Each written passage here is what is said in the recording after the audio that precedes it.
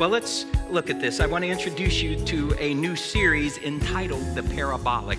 The Parabolic. The word parabolic can mean one thing in science. It can mean another thing in geometry. It can also refer to a reflector, a dish-shaped reflector.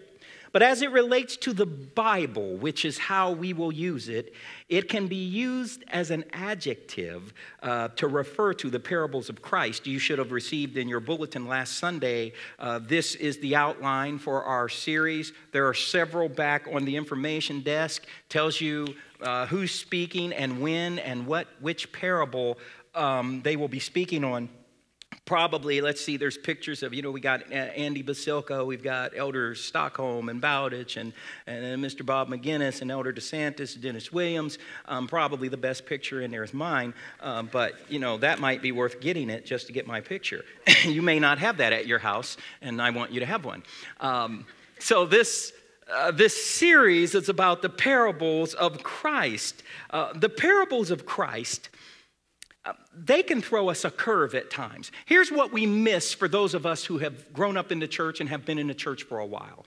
We miss the surprise. We miss that element, that thrill that you get when you hear the parables of Christ. See, we've heard those parables over and over again, but put yourself in the place of a person who has never heard the parable of the Good Samaritan, never heard the parable of the prodigal son. And so it's almost like Christ, if you're hearing him for the first time, he's telling this parable and he throws a curveball and you're like, whoa, never expected that. Or he tells a parable that's running, two thoughts running along a parallel line, and you're saying, now how is this going to come together? But he's able to do it. He did not just throw around words, but he taught. It's almost like mathematics. There's a specific answer. They're concise, and they mean something. Parables, the parabolic. And I've chosen to begin this series, launch it with the parable of the two houses. The parable of the two houses. Look now with me at Matthew chapter 7, beginning at verse 24, and it reads this way. Everyone then who hears these words of mine and does them will be like a wise man who built his house on the rock. And the rain fell, and the floods came, and the winds blew, and beat on that house, but it did not fall, because it had been founded on the rock. And everyone who hears these words of mine and does not do them will be like a foolish man who built his house on the sand. And the rain fell, and the floods came, and the wind blew, and beat against that house. And it fell, and great was the fall of it. Building your house on something solid. David, our worship leader, is out of town. He's in Europe, as a matter of fact, and he wants to have a solid foundation for his life. And, you begin to learn as a guy that the best thing that you can probably do is to find a good woman. And David has done that. He's gotten engaged while he's over in Europe, and he sent me like early in the morning, because of the time difference, a picture of he and his beau. I guess you can call the female a beau, but Sue Yoon, who he proposed to, and he's showing me the ring on her finger and everything, and he was all excited.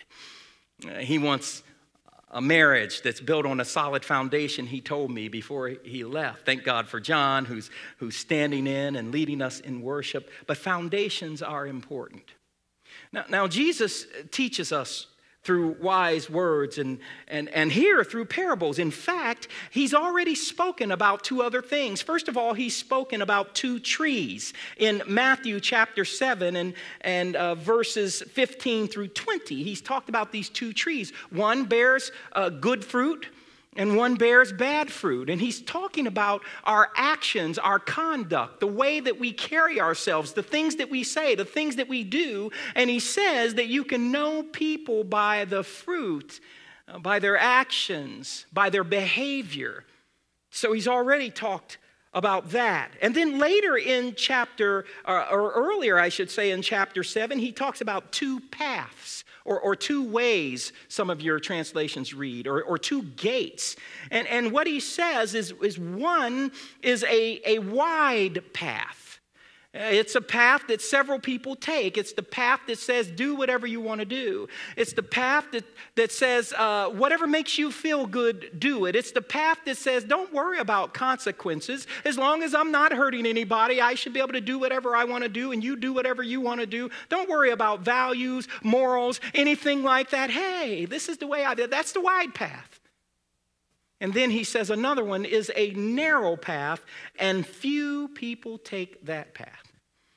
Because when you take that path, you will be talked about, and you will be ridiculed, and you will be referred to as intolerant. So he's already talked about two paths. And now he comes to this parable of the two houses. The parable is not really, literally about two houses, but it's about two foundations. But I will suggest to you that indirectly, perhaps, he's talking about the houses as well. Perhaps like Cynthia and I love to see houses. I sold real estate, in case you didn't know that. When I lived in Chicago, I had a stint where I sold real estate. I love interiors, I love design, I love houses. And there are times that we like to just drive down the street and look at houses. And so perhaps like us, you drive down the street and you notice the houses. You can notice how well the lawn is taken care of, or how the house looks on the outside. And you can see some beautiful homes, but I would suggest to you that there are at least three things that you cannot see as you drive by these homes. Number one, you cannot observe whether the house has good bones. When we say a house having good bones, it's a reference, it's a metaphor for the structure of the house. You can't tell how strong the structure is of that house simply by driving by. Not always. A second thing you cannot observe is how the house looks on the inside. You can only see the outside. And thirdly, you cannot observe the condition of the foundation of that house. You can have two houses in the same hood, but different foundations. Let's consider this metaphor of the houses, and I'd like to give you, as always, three major points. And here's the first one: the bones of the house. The bones of the house. Look at verse 24 and 26, and what we notice in those verses is that both of these men were builders. So indirectly, so to speak, this parable is also about the builders. We know that first century houses are not constructed in the same way that the 21st century house is, but we can put this parable into the 21st century context as long as we don't change the meaning or the focus or the purpose of the parable. So it's okay for us to do this. What a thing is made of, the bones or the structure, is important. Just as important as the materials that you build with is how you build it. Because you can have a house built with the right materials, but if you don't build it the right way, it will fall. Sometimes a house is not much to look at on the outside, is it?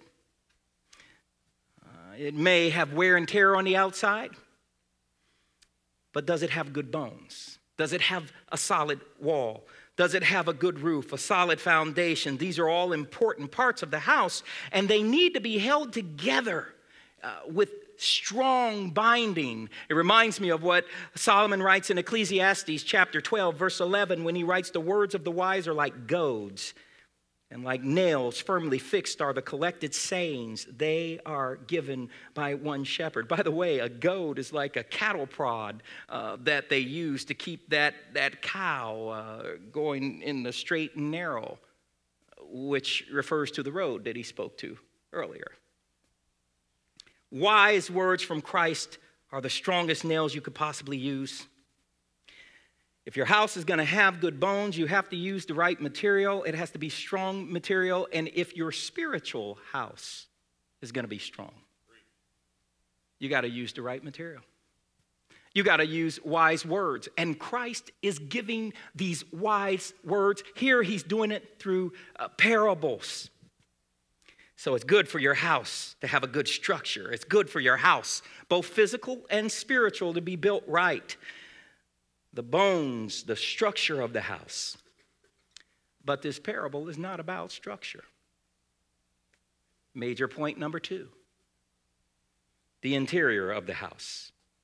The interior of the house. Sometimes a house looks fine on the outside, doesn't it?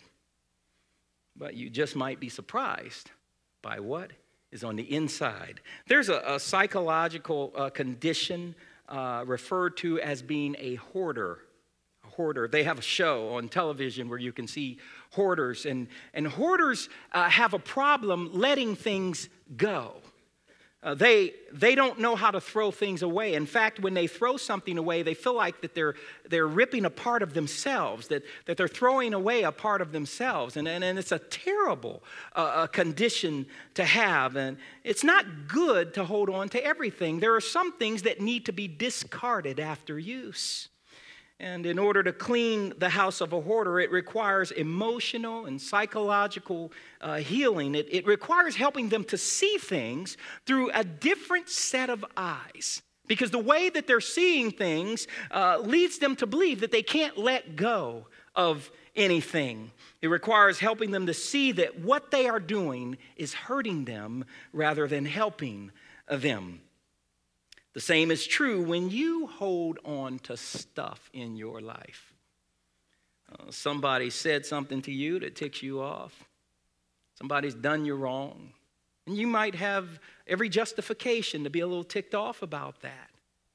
But when you hold on to that stuff, when you hold on to wrong that's been done to you, when you hold on to something that somebody said to you that you don't like, you ever gotten worked up and angry over stuff? I've done it, and I know I probably have said this before, but there's been many times. There's been times that people have made appointments to meet with me in my office.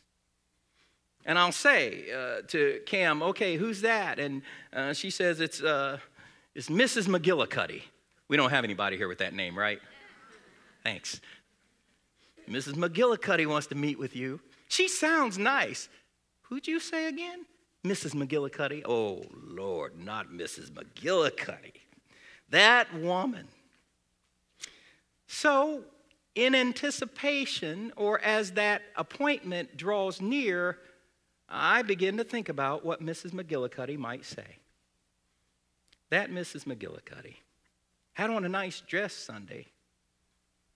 Probably came from TJ Maxx. What does that have to do with anything? I got a shirt from TJ Maxx. But it's Mrs. McGillicuddy. Mrs. McGillicuddy. I wonder what I bet she's going to say she didn't like the sports jacket that I was wearing. By the time I think about Mrs. McGillicuddy, I am hot before she even gets to the door. Mrs. McGillicuddy comes in. Hi, Pastor, how are you? How are you, Mrs. McGillicuddy? I just wanted to tell you, I just loved that sermon last week. Yeah, well, and what was that again? You can work your way up, and you can hold on to things. And all of a sudden, you're angry. All of a sudden, you're calling people out of their name in your head. And then that stuff seeps into your heart.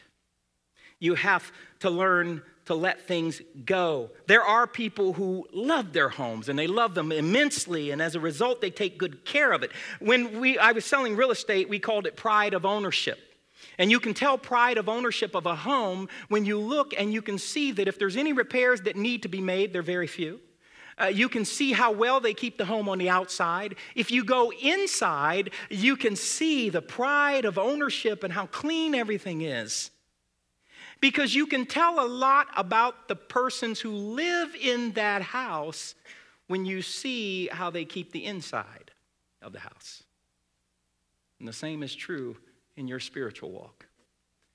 We can tell a lot about a person when you see what's on the inside, because what's on the inside affects the outside, and what affects the outside, it reveals itself in the way you conduct yourself. And Christ just said, you know a tree by its fruit. By the way they act, by the way they conduct themselves, by the way they talk, by the things that they say.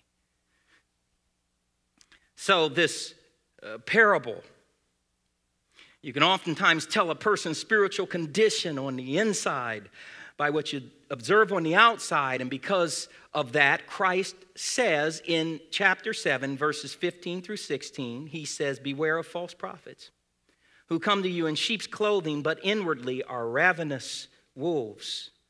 You will recognize them by their fruits. Are grapes gathered from thorn bushes or figs from thistles? You can tell by their fruit.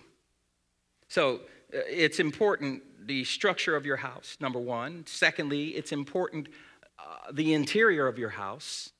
But neither of those things are what this parable is about. Which brings us to our third and final point. The foundation of the house. The foundation of the house. This is really a parable about two foundations of two houses. And the ones who have determined which foundation they have built upon is the builders. They had a choice as to where to build. And if there is a flaw in the foundation, you have an opportunity to change it. Cynthia and I, young couple, had no kids. We bought our first home in western suburbs of Chicago. We found a house. We found one that we could afford, and we purchased that house. The basement was unfinished, but I looked at it and I said, you know what? I can refinish that basement myself. Have you ever finished a basement before, honey? No, I haven't, but I'm Victor Stanley. I'm going to finish that basement. I'd never done a basement before. And so we sanded down the floors and refinished the floors. We painted, and you know, I like to set out flowers and things like that. So I put my flowers out year after year. The house looked good on the outside. I painted all the trim, almost fell off the ladder and stuff like that. You didn't need to know that, but that happened. And so we took care of the house. And I came to the place where I wanted to finish the basement. Now, my thing is I'll read books. And I just started reading books on how to refinish a basement, on electrical and stuff. I learned that you should take your watch and ring off when you're touching electrical stuff. But, you know, I learned all that stuff, you know. And so I decided to refinish the basement. The problem was there was a crack in the foundation coming down the wall.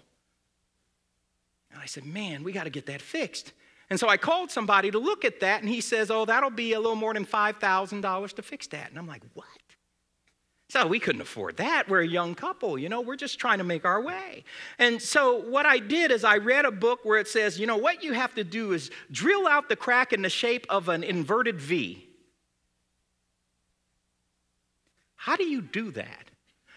How does the V, you know, I'm going to go into the crack, but open it up on the inside so that I can fill it with epoxy that will swell and keep this leak from occurring again, as it does every time it rains.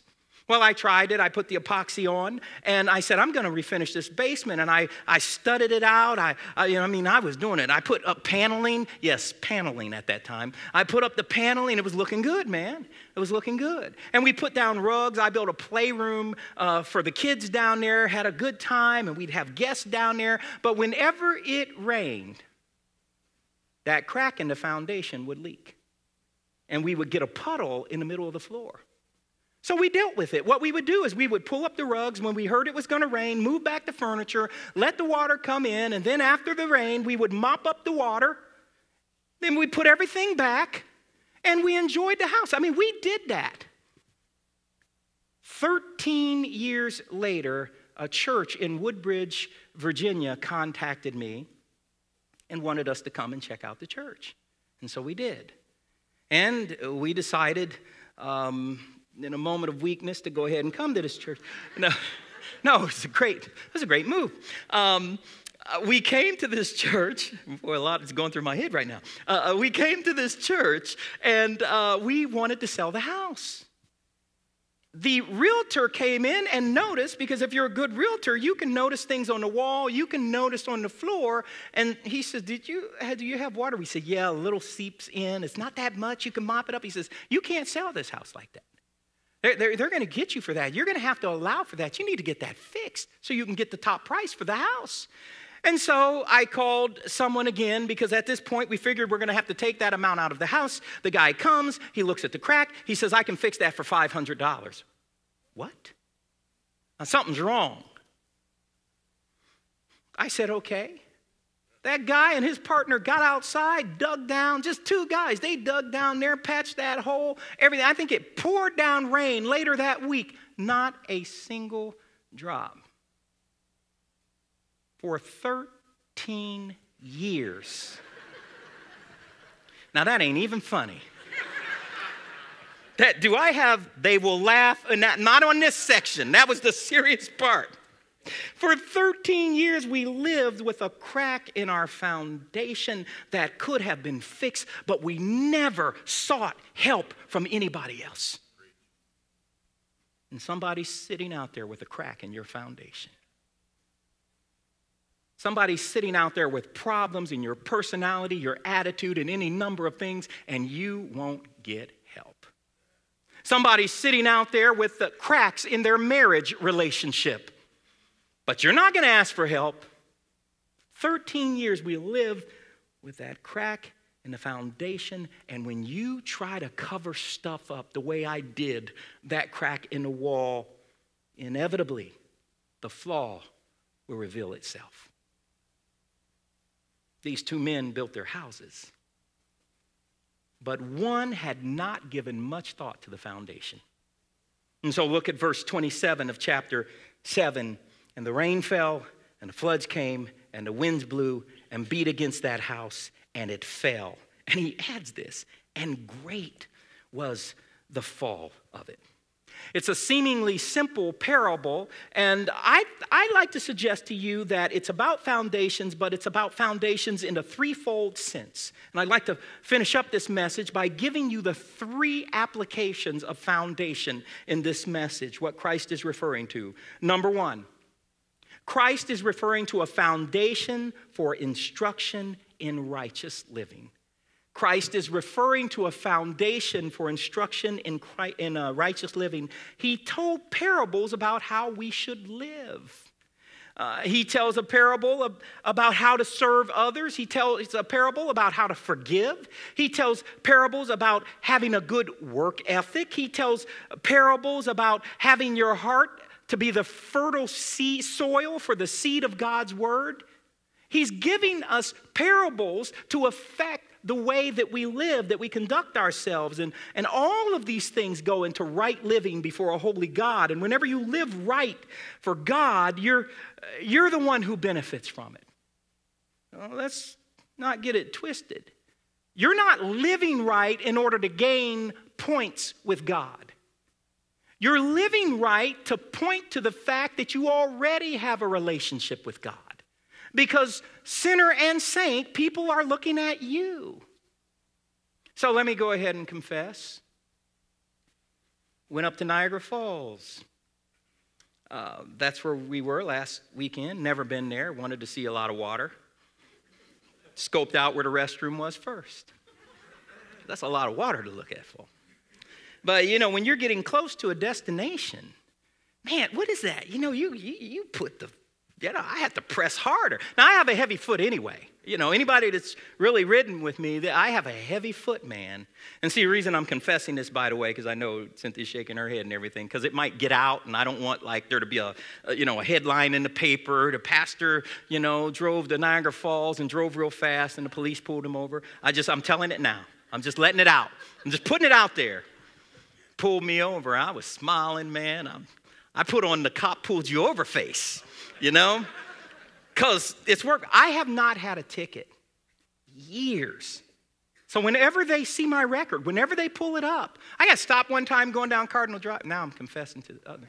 I got stopped coming down Cardinal Drive. The guy says, I haven't seen a record this clean.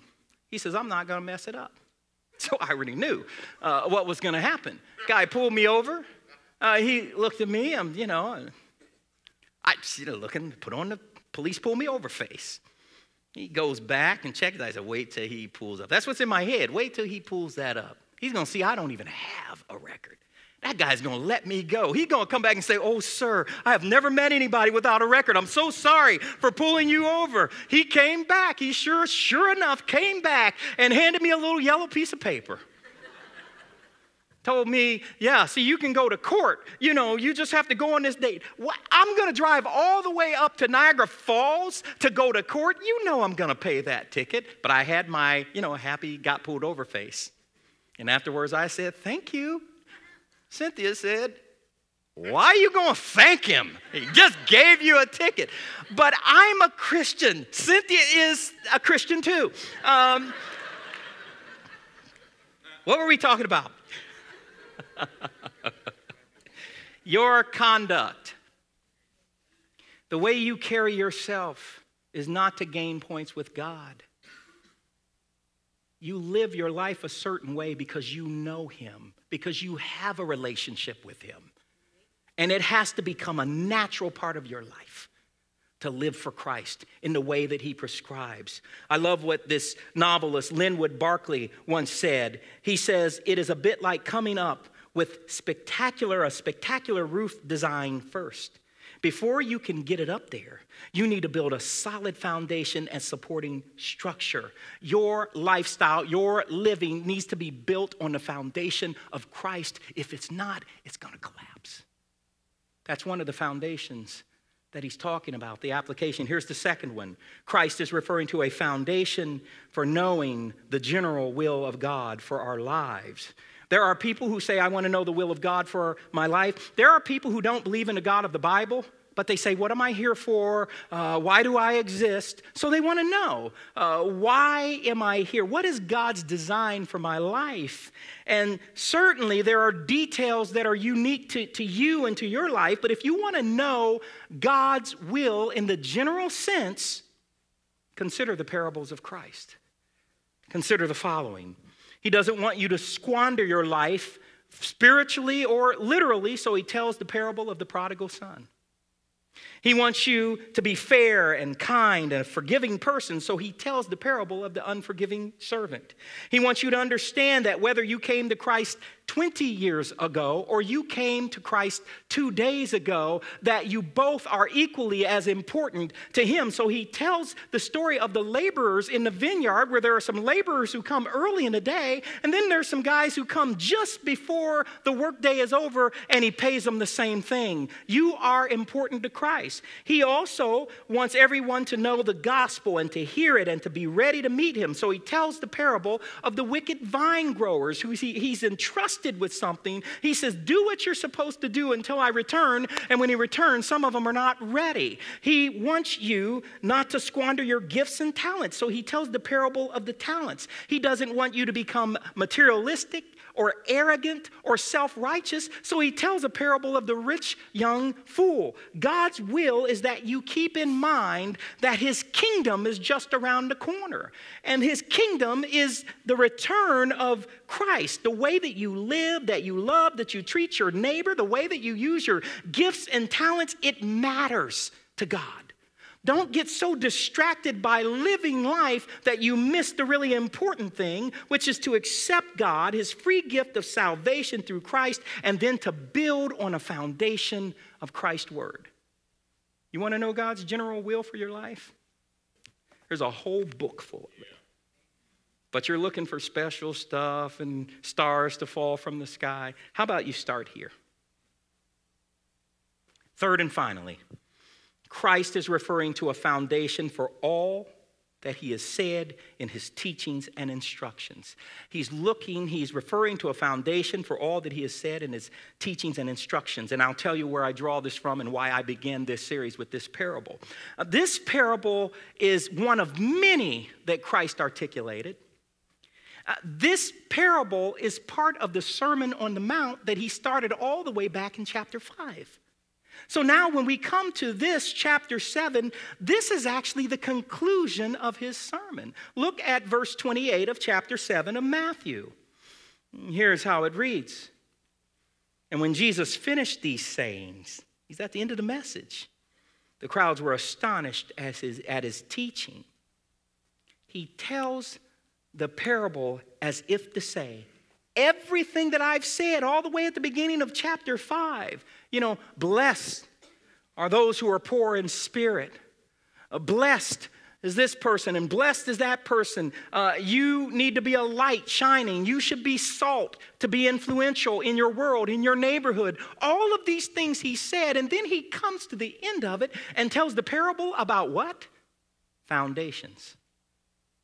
He's saying that all that I have said, if you don't put it on a foundation of Christ, it will collapse. If you don't put all of the examples that I gave, the living that you should do, the way that you should conduct yourself, if it's not built on a foundation of Christ, then all you're doing is going through the motions. You put it on a foundation of Christ. I love what John Phillips once wrote. He says, some who build on sand are noble and sincere, and their buildings and deeds are often more attractive than those of many churches. But when the storms come, all systems of doctrine and conduct not founded on these sayings of Christ will fall. I have been told that when building a skyscraper, that when it's being built, that they have to hire somebody to bore down into the ground in order to put a foundation. They have to drill until they hit bedrock. There is bedrock down there, but they have to hire a company that drills down to find this bedrock, this solid foundation, because if they don't, the building will fall. We have to find this bedrock that can be very, very deep. And frankly, that's what Luke says in his account of this parable told by Jesus. Luke chapter 6, verse 48. The words of Jesus as recorded by Luke. He says, he is like a man building a house who dug deep and laid the foundation on the rock. It says he dug deep and laid his foundation on the rock. And when the flood arose, the stream broke against that house and could not shake it because it had been well built. It had good bones. Edward Mote was born in 1797.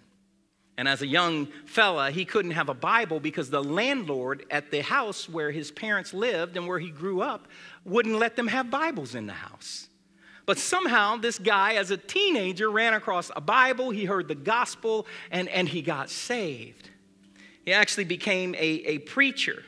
And he died at age 77 in 1834.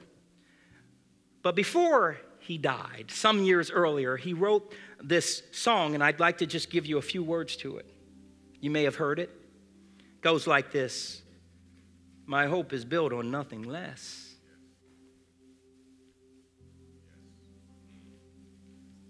than Jesus' blood and righteousness. I dare not trust the sweetest frame of mind, the sweetest frame of life, but I wholly lean on Jesus' name, on Christ. The solid rock I stand, because all other ground is sinking sand. Wave your American flag, because we're proud of this country. But we're not proud of some of the things that are taking place and some of the decisions that are being made. Let me give you some advice. Be proud, but watch where you stand. How about you stand on Christ? Because everything else can fail or fall or falter. It's on Christ, he says, the solid rock I stand. Two houses can be built in the same hood, but it is the foundation that makes all the difference in the world. However, the house is still important.